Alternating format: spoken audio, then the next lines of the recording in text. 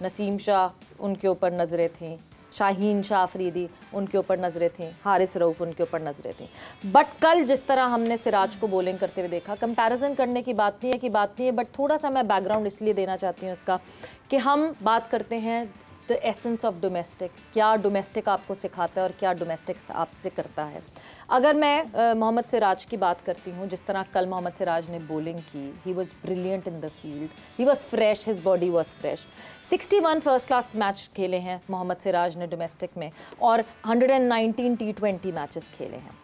इसी कंट्रास्ट में अब जब मैं अपने बॉलर्स की बात करती हूँ, पाकिस्तान की पेस बैटरी की बात करती हूँ, तो शाहीन शाह अफरीदी ने 36 फर्स्ट क्लास मैचेस खेले हैं एंड 163 T20 मैचेस खेले हैं। हारिस रऊफ़ ने 9 फर्स्ट क्लास के मैचेस खेले एंड 173 T20 खेले हैं। उसके बाद वसीम जूनियर ने 9 फर्स्ट क्लास मैचेस खेले एंड 64 T20 मैचेस खेले हैं। हसनैन ने 7 फर्स्ट क्लास मैचेस खेले और 104 T20s खेले हैं।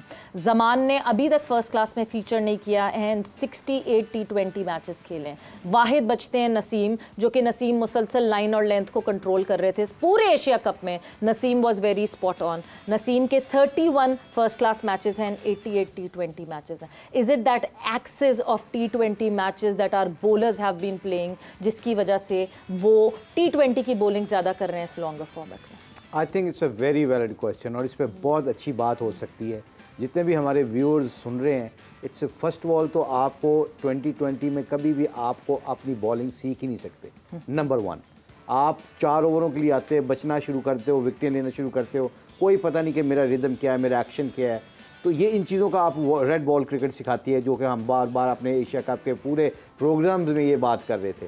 अब आपने जो कहा है कि नसीम की 61 मैचेस उन्होंने फर्स्ट क्लास खेले हैं, I think 31 first class matches खेले हैं। अब उसका आपको एविडेंस नज़र आ रहा है जी। अगर शहीन को देखा जाए, शहीन ने इतने मैचेस नहीं खेले। अब यहाँ पे एक चीज़ जो बहुत इंपॉर्टेंट है, जो हम बार बार बात करते हैं, रेड बॉल क्रिकेट खेलनी चाहिए, फर्स्ट क्लास क्रिकेट में खेलनी चाहिए, इन लड़कों को कंपलसरी करना चाहिए। शाहीन ने भी 36 खेले हैं फर्स्ट क्लास, मगर उनके T20 की कंपैरिजन में T20 163 खेले हैं। ज्यादा बॉडी आधी हो गई है। उसकी वजह पता है क्या? एक तो आपको आपका जिस्म जो होता है ना, वो फटीक नहीं झल सकता। 4 ओवरों की फटीक और होती है, जो आप टेस्ट मैचों में जब हम शाम को आते थे, एड़ियों से सेक निकलता होता था। एड़ियों से टेस्ट मैचों में ऑस्ट्रेलिया में जब हम पिद्दी लगती थी, हमारे पूरा दिन फील्डिंग करके आते थे, तो बॉलिंग का भी पता चलता था कि क्या गलतियां की हैं, और आपके टो से लेके आपके सर के बालों तक दर्दें हो रही होती थी। मगर उस दर्दों का क्या हुआ? हॉट टब भी ले लेते थे। उसपे होता क्या था? उसपे होता पता क्या था? उसपे होता ये था कि आपका सॉरी, मुझे वो किस्सा याद है। मुझे भी लाला ने इतनी दूर से बैठ के एक ऐसा जुमला मारा है। नहीं, ये बिल्कुल ठीक कह रहे हैं। मैंने एंड में सुना था, क्योंकि मेरा ख्याल ये बहुत वायलेंट क्वेश्चन बहुत था, क्योंकि ये लोग जो सुन रहे हैं ना, ये फिटनेस की जो हमारे मेडिकल, सॉरी मुशी भाई, नहीं, बिल्कुल ठीक है, बिल्कुल आपने सही कहा। अच्छा, ये सारे बात करेंगे इंशाल्लाह। इस पे मैं इसको शॉर्टली जल्दी से ख़त्म करता हूँ। आप देखिएगा कि एक्शन जो कहते हैं ना, बार बार हम कहते हैं रिपीटेबल एक्शन। शहीन का एक्शन रिपीटेबल है। अल्लाह के फजलो करम से मुझे अल्लाह के घर पूरी उम्मीद है उसकी इंजरीज के चांसेस बहुत कम होंगे। ऊपर से फर्स्ट क्लास मैचेस खेलेगा, उसके जो हम कहते हैं ना, सर के बालों से लेके पाँव के नाखन तक उसका जिस्म मजबूत हो जाएगा लंबे ओवर कर करके। जिम में उसकी बॉडी तगड़ी होगी, बॉलिंग मसल तगड़े नहीं होंगे। Bowling muscle red ball cricket खेलने से तगड़े होते हैं, और ये चीज़ें हमें नहीं सिखाएंगे, अभी कंपलसरी नहीं करेंगे तो बहुत लेट हो जाएगा। हाँ, 2020 में अच्छी परफॉर्मेंस कर लेंगे हम। जब आप वर्ल्ड क्लास बॉलिंग की बात करते हैं ना, तो टेस्ट मैचों में स्ट्रगल करेंगे। आप याद रखिए, चाहे वो नसीम हो, चाहे वो हारिस हो, चाहे शहीन हो, जब तक फर्स्ट क्लास टेस्ट मैचों में 50 ओवरों में आप देखिएगा कि बीच में कोई ऐसा स्पेल ज़रूर आएगा तीनों का, जिसमें उनकी लैक ऑफ वो फर्स्ट क्लास क्रिकेट खेलने से, रेड बॉल क्रिकेट खेलने से उनका जोर नहीं लगेगा, उनकी चीज़ नहीं लगेगी। मैं जल्दी से एक बात बताता हूँ ये व्यूअर्स को, ये छोटी सी टेक्निक है, टेक्निकल चीज़ एज ए बॉलिंग कोच बता रहा हूँ। आपका जो नसीम शाह है, पर काफ़ी लोगों ने काम किया है, फ्रॉम आई थिंक बहुत कोचेस ने काम किया है। वेरी गुड बॉलर, क्योंकि फर्स्ट क्लास क्रिकेट खेल के जो आपने 31 मैच का है, उसको इस एक्शन से भी आदत पड़ गई है कि वो अपनी कंट्रोल कर सकता है लाइन। हालांकि एक्शन वाइज उसका जो एक्शन है वो रिपीटेबल नहीं है। अब उसकी रीज़न बताता हूँ। एज ए कोच जो हमने पूरी ज़िंदगी देखी है कि जो लोग कंसिस्टेंटली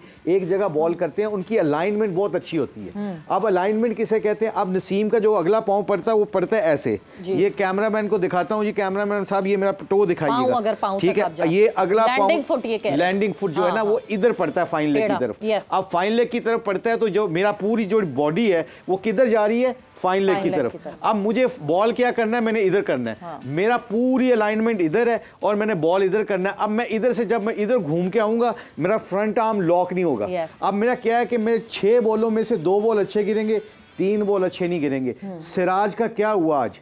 उसने 6 बॉल एक जगह पे क्यों की? क्योंकि उसकी अलाइनमेंट तगड़ी है। जब आपकी अलाइनमेंट तगड़ी होती है, आपके एक्शन रिपीटेबल होता है, तो आपको अपने 6 बॉलों को एग्जीक्यूट करना मुश्किल नहीं है। शादाब का आप देख लें, शादाब का भी पाँव इधर पड़ता है, अलाइनमेंट मेरी इधर है, बॉल मैंने इधर फेंकना है, तो जब मैं इधर से घूम के ऐसे आऊँगा तो मेरी सारे जिस्म की अलाइनमेंट ख़राब हो जाएगी, उसमें मेरी कंसिस्टेंसी नहीं आ सकती।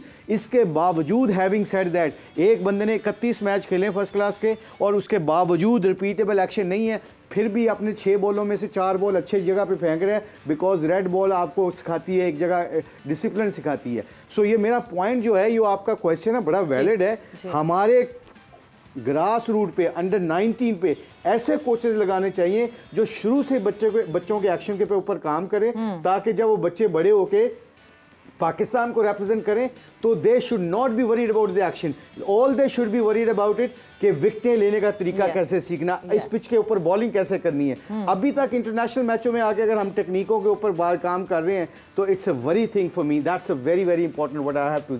मैं इसलिए इस टॉपिक को बड़ा सीरियस ले रहा था कि ये बहुत इंपॉर्टेंट है कि हमारे ग्रास रूट तक इन लोगों को अपने एक्शंस के ऊपर काम करना चाहिए। बिल्कुल, और ये मतलब बहुत सारे लोगों ने इसको हाईलाइट भी किया है मुशी भाई कि जब ये इस तरह की अलाइनमेंट है नसीम की और जो लैंडिंग फुट है वो क्योंकि पड़ता है ऐसे एंगुलर उसमें पड़ता है, तो उसकी टोर्सो पे ज़्यादा, उसकी कमर पे जब वो ज़्यादा उस पर जोर पड़ता है, जिसकी वजह से over the period of time वो जैसे जैसे उम्र बढ़ती जाएगी इंजरी प्रोन होना शुरू हो जाएगा।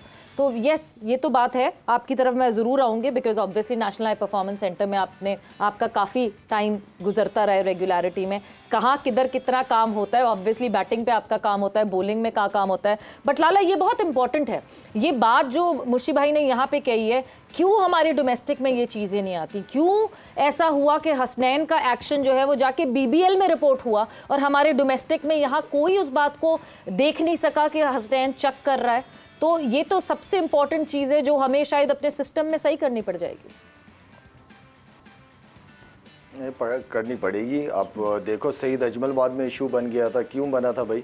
आपकी सारी क्लियरेंस यहाँ पे होनी चाहिए। आपकी जो क्रिकेट एकेडमी है उसके अंदर किधर गया, जो क्या बनाया था इन्होंने, रिहैब सेंटर बनाया था या क्या था इनका? NHPC national high performance centre, हाँ biomechanics lab, national high performance centre बनाया हुआ, हाँ बायोमैकेनिक लैब वगैरह, आई डोंट नो कि कहाँ वो चीज़ें पहुँची। ये सारा कुछ यहाँ पे होना चाहिए था एंड देन, ताकि प्लेयर्स के करियर के साथ बिल्कुल जब काफ़ी क्रिकेट खेलने के बाद वो चीज़ें सामने आ रही है, वाई नॉट कि पहली ठीक हो जाए और पहली सामने आ जाए तो ज़्यादा बेहतर है। मुर्शी भाई ने मेरे ख्याल में बहुत ही ज़बरदस्त तरीके से एक एक चीज़ को बताया कि डोमेस्टिक क्रिकेट की इंपॉर्टेंस बताई, और ख़ासतौर पर 4-डे क्रिकेट के हवाले से कि आप कितने मेंटली और फिजिकली स्ट्रांग होते हैं। तो ये वो दो जगह जब मेंटली और फिजिकली स्ट्रांग किया जाता है, लंबे लंबे स्पैल, ना गर्मी ना सर्दी देखे जा रहे हैं और लगे हुए एक एंड से कर रहे हैं। आउट किस तरह करना है, आउट किस तरह करना, वो बॉलिंग आप सीखते हो, आउट्स करने वाली आपको टेम्परामेंट चाहिए होता है। तो ये वो सारी चीज़ें जो मुर्शी भाई ने बहुत खूबसूरत तरीके से बात की है, साथ में कोचिंग के हवाले से बात की है। हमारे यहाँ सवेरा हर लेवल पे हर किस्म का कोच बैठा है जिसका अपना माइंड सेट है, जो अपने तरीके से कोचिंग करता है। नहीं, ये सबसे गलत चीज़ है। अब वो बच्चा एक चीज़ यहाँ पे सीख रहा है अंडर 14 लेवल पे, अंडर 16 पे डिफरेंट बता रहे हैं, अंडर 19 पे डिफरेंट बता रहे हैं, फिर ऊपर लेवल पे डिफरेंट बता रहे हैं। आपका ऊपर से लेकर नीचे तक जो बेसिक्स हैं, नीचे लेवल पे आपको बेसिक्स पे काम करना होता है। अंडर 14 अंडर 16 लेवल पे आप बेसिक्स पे काम करते हैं, अंडर 19 लेवल पे आप बेसिक्स पे काम करते हैं, ठीक है ना? तो वो और एटलीस्ट वो चीज़ें हमारी सेम होनी चाहिए, ऊपर से लेकर नीचे तक ग्रास रूट लेवल तक। वो कोचिंग स्टाफ जो है वो हर प्लेयर को उसी प्रोसेस से गुजारा जाए जो कोचिंग का तरीका है।